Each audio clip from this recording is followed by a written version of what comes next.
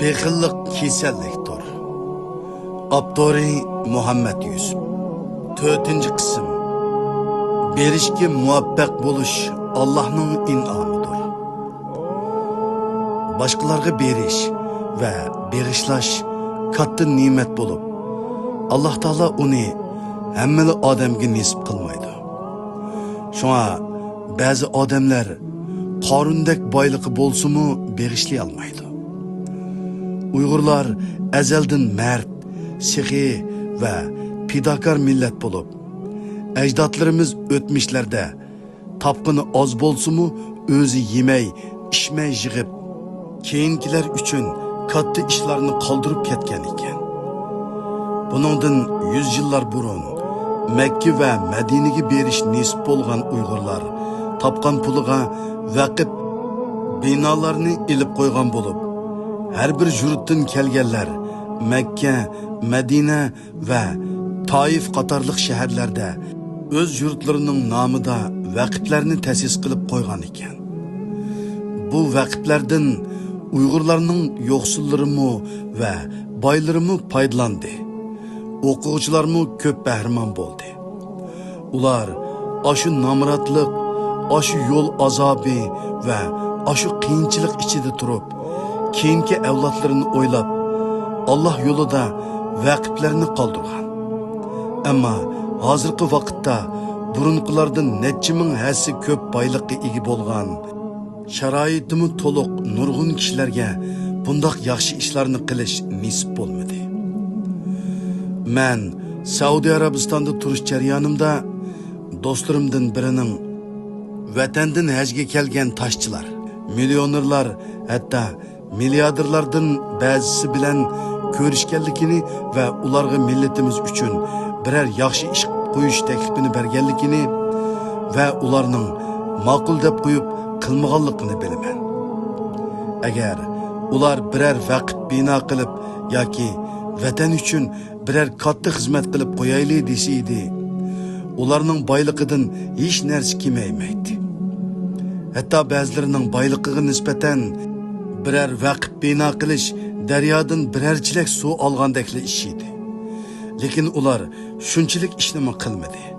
To'g'risi, Alloh taolo ularni o'zlarining bexilligi sababli bundoq yaxshi ishga muvaffaq qilmadi. Ammo Xitoy doiralari ularning boyligini pak-pakiz sug'urib oldi va ularni bo'lsa turmalarda, lagerlarda nobud qildi. Yana Makkada men vatandan tatib obdan biladigan ikki boy bor edi. Ularning birining farzandi yo'q, puli ko'p. Bekorlik tamoqni saqlab yeyish sababli to'li doktorxonada yetib qoladigan. O'ziga yoki boshqalarga biror tiyin chiqim qilishdan do'zaxdan qo'rqqandek qo'rqadigan boy edi. Yana biri oilasi vatanda qolgan bo'lib, farzandlarga qat'iy bermaydigan. Makkada olgan ayoliga bir nonning pulini berishga chidamaydigan. Hatto 1 riyalga bir non elib kelib, ayoliga orqasini qilib o'ltirib, uning yerimini atdiganda, yana yerimini kechdi yeydigan, bekorlik tamoq izlab yuradigan boy edi. Men bularning ismlarini aytishni xolamadim. Har ikkilisi Makkadan bino olgan va shu binolarning kirosini yeb yotadi. Ularning ikkilisi xorliq va yolg'izlik ichida o'ldi. Oldinqisining jinozasi tushirilmay turib, uning Uyg'ur kepili iqomatini elib berib, uningga hukumat oldida kepil bo'lgan odam binosini ilib oldi.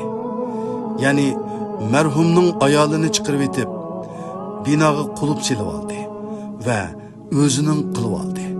Chunki hukumatning rasmiyatida bino kepilning nomida edi. Ikkinchisi o'lgan amon uning kepili Toifdan kirib, uning namozi o'qilishdan burun binoga qulub silib oldi.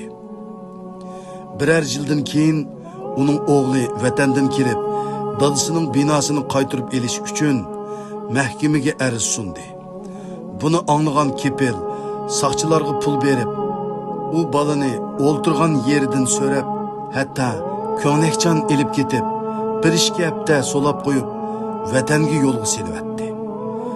bu ikki boyga Mekkadagi do'stlarimdan biri pul melidan vaqf qilib qo'yishini yoki vatanga foydali ishga atab qo'yishini aytganda ular unamagan edi. Bular men shahid bo'lgan tragediyalarning bir qismidir xolos. Alloh taolaning ular to'g'riliq kimiki bexillik qiladi ekan, bexillikning ziyni uning o'ziga bo'ladi degan. Oyatdagi bexillik pul mol sarf qilishga bexillik qilganlarni o'z ichiga olgandek, o'zining ilmiga va vaqtiga, hatto tabassumiga bexillik qilguvchilarning hammasini o'z ichiga oladi.